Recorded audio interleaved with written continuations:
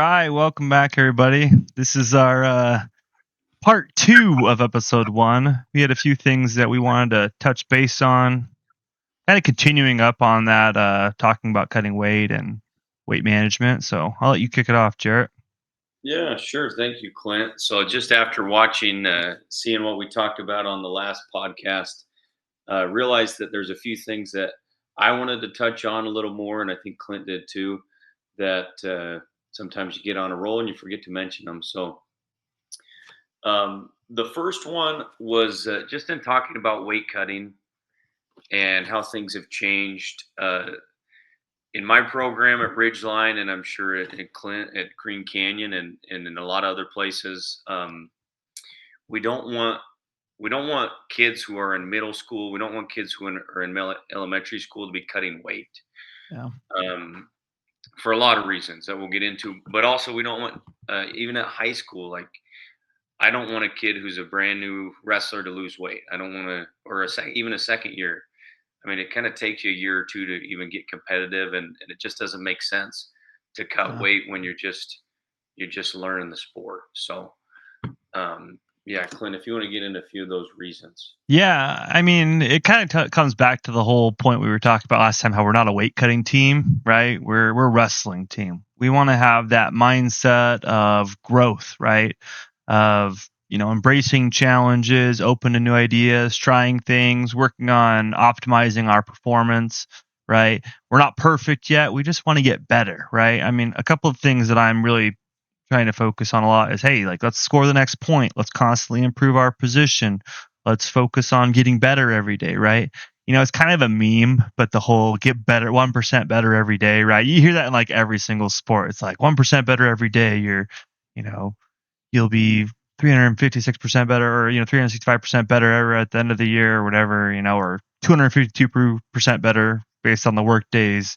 I don't know, like, I hear it all the time in business and everything, and I think it's great. Like, you want to take that with the grain of salt and be like, yeah, I mean, it is true. If I can just get a little bit better every day, and if I have that mindset of getting better, that's what's going to make me enjoy the sport, be happy, um, start developing discipline and those other attributes that we want to work on and develop.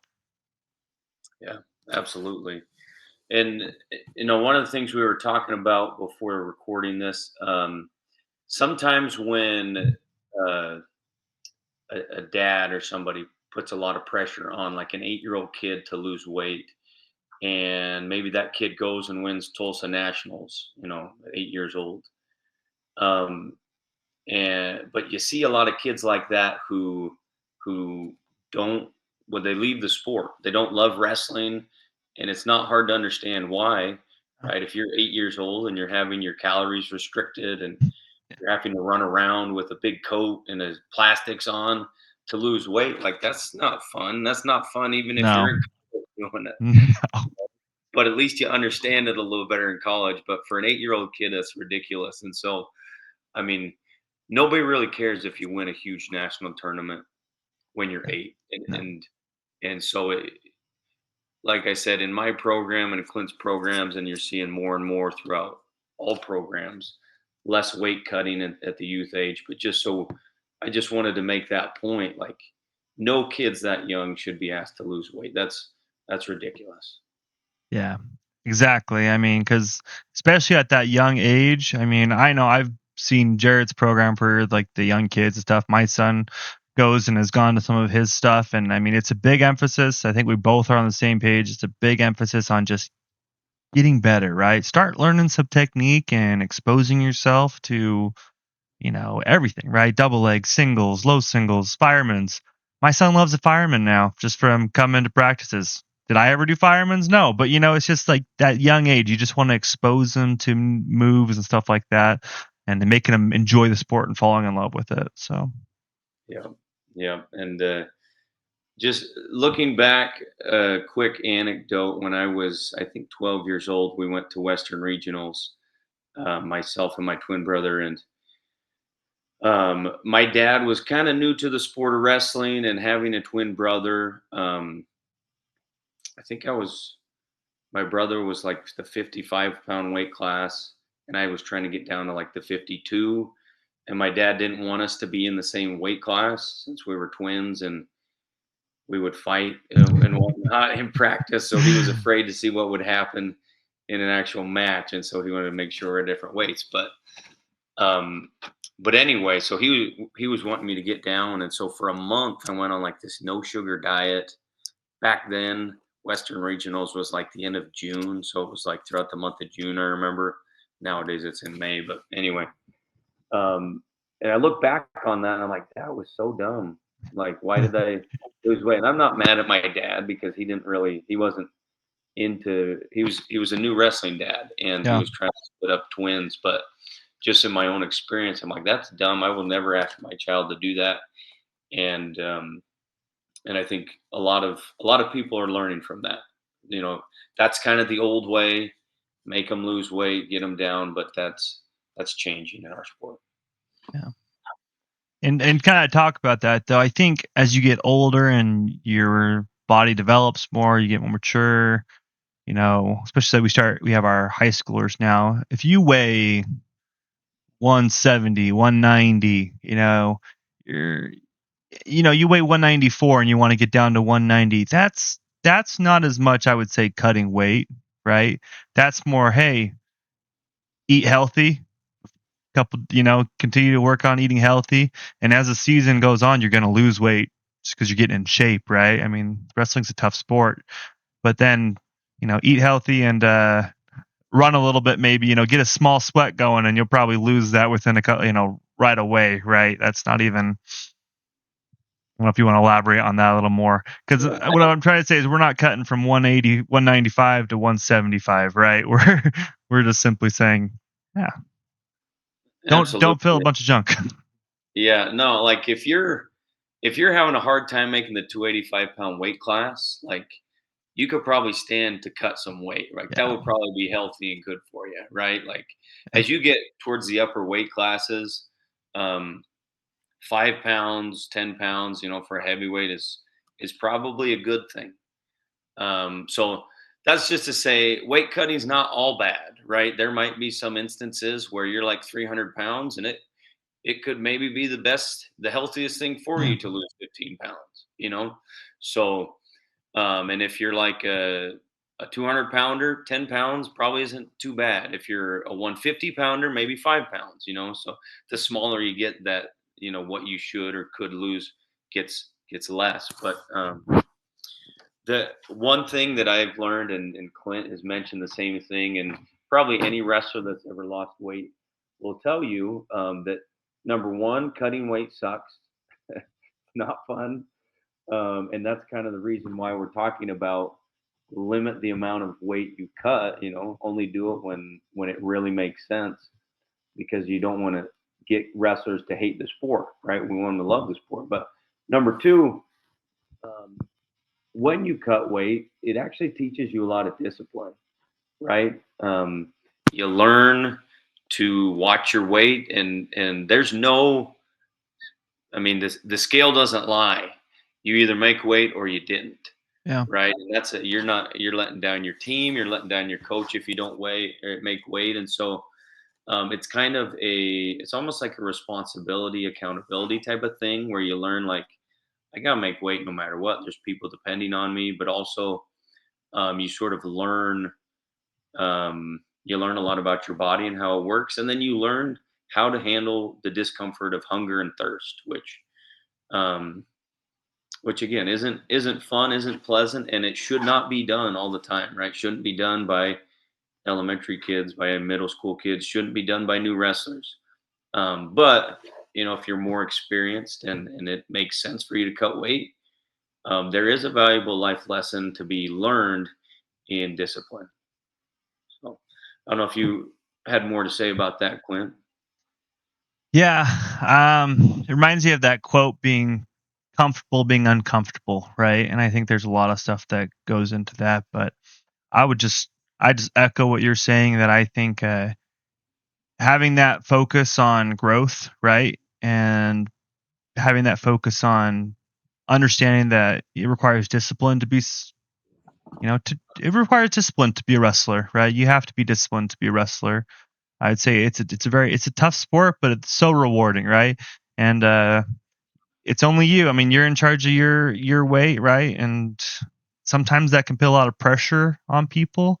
But I think if we have that mindset of focusing on, hey, I'm getting better. I'm focusing on learning and improving, and I have to do this to do that. So Yeah, absolutely. And so that, I mean, as we've talked about, why should people get their kids into wrestling and discipline in the weight cutting if it makes sense for you to cut weight, but in other areas too. I mean, not just cutting weight, but like discipline with, I'm going to eat the right things so yeah. that I have more energy.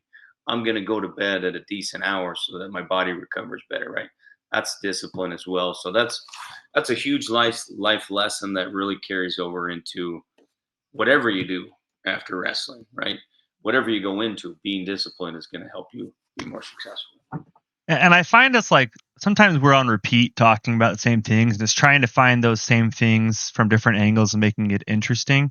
I was listening to a podcast the other day and it talked about how like life is really easy. Just eliminate the things that are distracting and inhibiting you from being successful, right?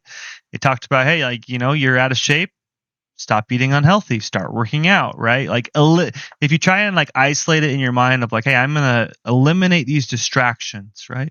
Hey, I want to improve my relationship. All right, I'm going to eliminate distractions, maybe like my phone that's making me not pay attention to people around me, anything like that. And I think wrestling does a great job of helping people understand that and applying it on a daily, weekly, monthly basis, right? Absolutely. So, and that reminds me, I know we want to wrap up this Yep. part too, but that just reminded me, Frank Molinaro in 2016 was a real dark horse, and he won the Olympic spot for the United States at 65 kilograms, beat Brent Metcalf, beat Logan Stever, some Big guys that names, big names. were, yeah, and seated ahead of him and heavily favored. He was unexpected to come out as the rep for the United States, and so I was pretty fascinated by it, because most weights it was like the favorite guy won.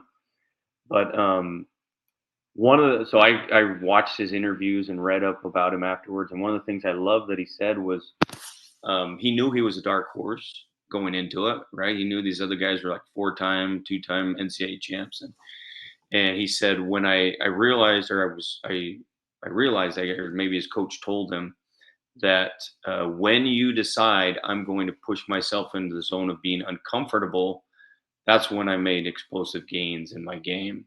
Yeah. And which is probably super simple thing to understand. Like you hear that, and you're like, well, yeah, duh.